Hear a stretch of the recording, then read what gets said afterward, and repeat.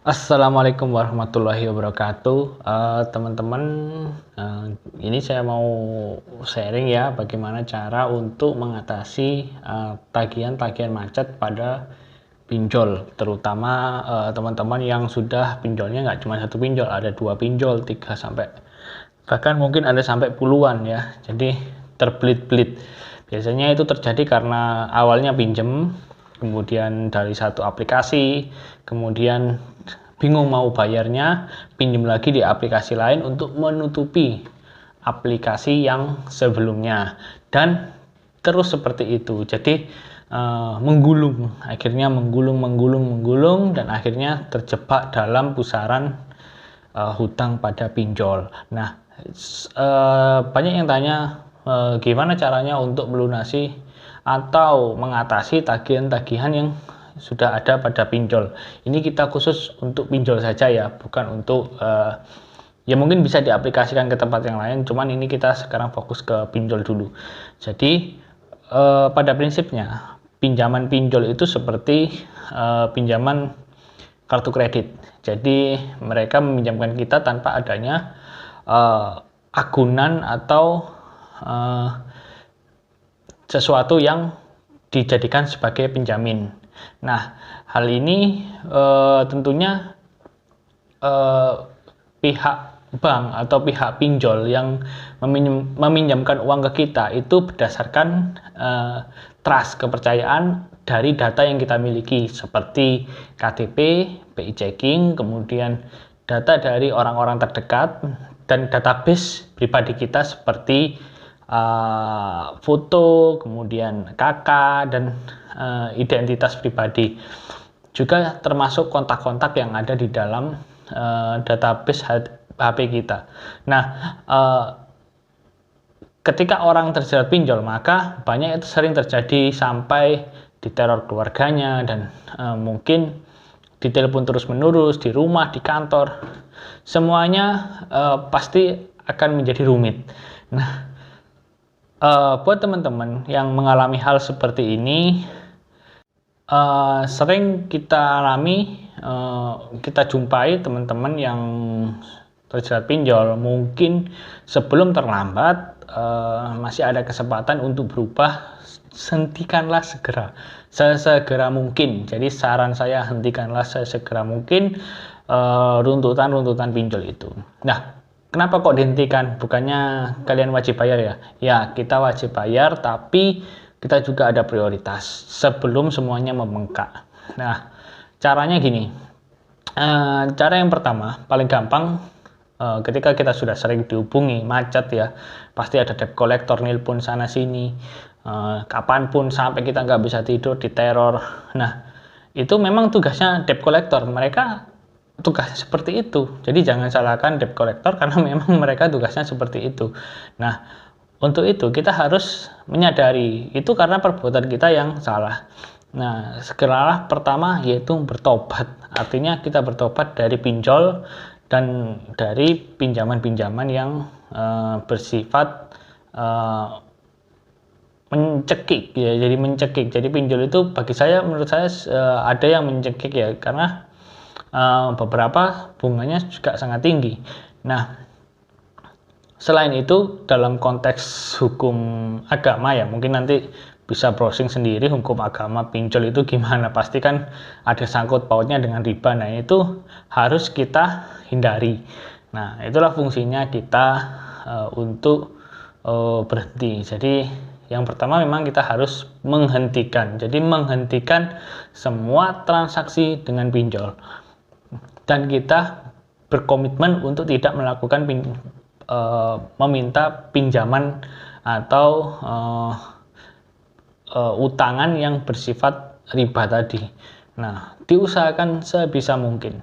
Itu untuk apa? Untuk menguatkan finansial kita.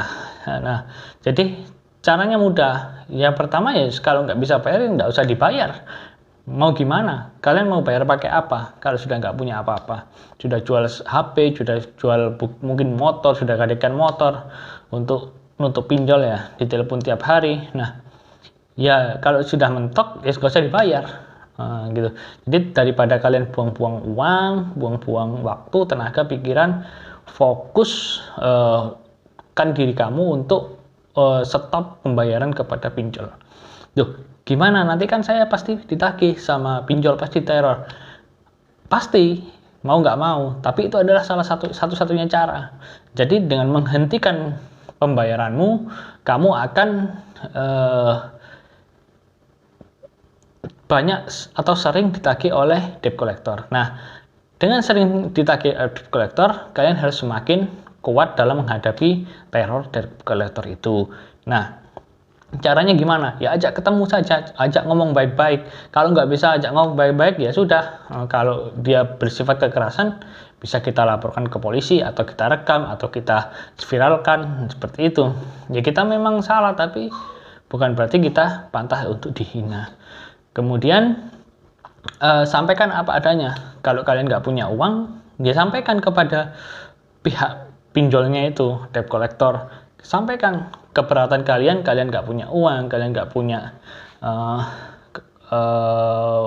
tabungan lagi untuk buat bayar. Itu sampaikan. Nah, itu sampaikan dengan jujur.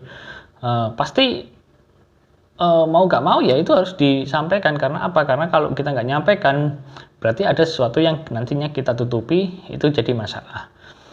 Nah, kemudian jika kalian bisa, ya kita bukan menghindar, tapi kita menenangkan diri. Jadi kita menenangkan diri, kita blokir nomor-nomornya debt collector yang mengganggu. Nah, kontak-kontaknya debt collector kita blokir. Bahkan mungkin ada yang ganti nomor. Memang itu adalah salah satu untuk menenangkan diri. Tapi ingat, jangan cari pinjol lagi.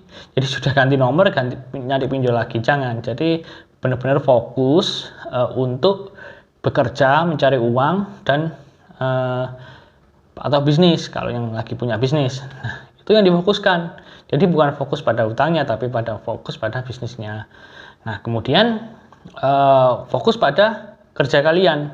Tuh, gimana kalau pinjolnya nelpon ke tempat kerja? Nah, pastikan bahwa komunikasikan hal-hal ini dengan orang-orang terdekat yang terkait, misalkan saudara atau operator di kantor atau atasan yang mungkin akan dihubungi oleh pihak-pihak pinjol karena mereka tahu kontak kita gitu.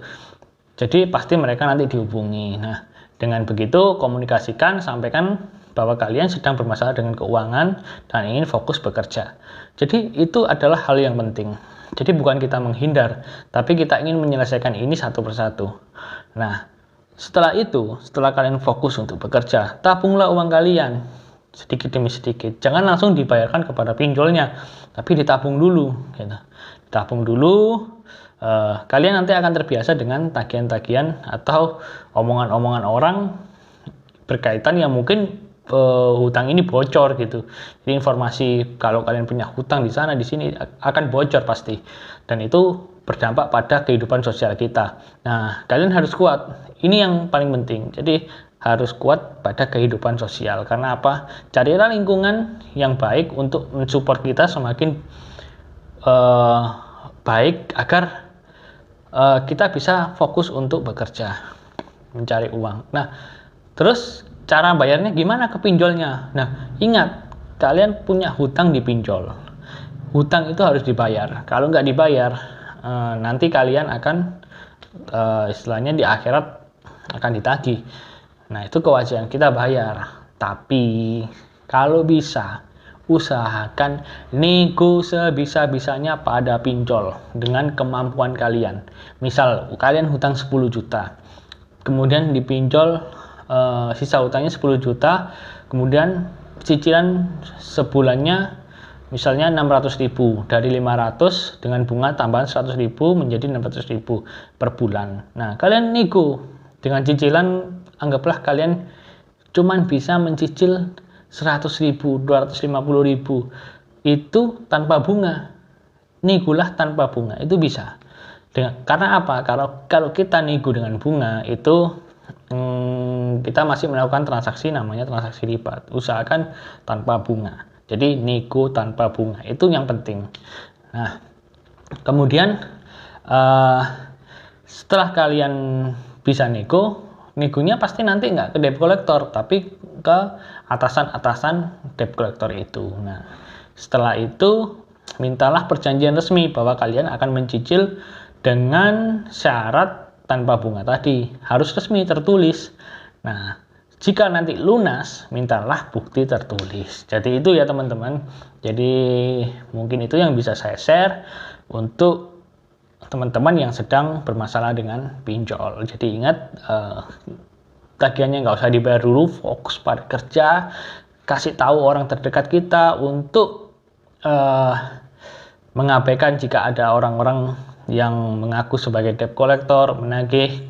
Jangan pernah kasih uang. Nah, kemudian juga informasikan kepada atasan atau rekan kerja yang mungkin bisa dihubungi oleh pinjol agar mereka juga tidak terganggu. Dan memang kalau bisa ya ganti nomor aja, itu lebih enak. Nah, ini kita bukan mengajari untuk ngemplang, tapi kita hanya ingin fokus pada pekerjaan kita agar hidup kita nggak berantakan. Selesaikan semuanya satu persatu, dari hutang yang paling mendesak atau hutang yang paling istilahnya mudah dibayar oleh kalian. Nah, contohnya misalkan nilainya kecil, itu kalau bisa diselesaikan dulu dah yang nilainya paling kecil. Kemudian yang mungkin yang mendesak, yang mungkin hutang yang ada jaminannya atau di luar pinjol, nah itu selesaikan dulu agar kalian bisa tetap bertahan hidup. Seperti itu. Oke, itu dulu sharing saya. Kalau ada pertanyaan bisa di kolom komentar. Next kita akan bahas lagi untuk materi yang lain. Assalamualaikum warahmatullahi wabarakatuh.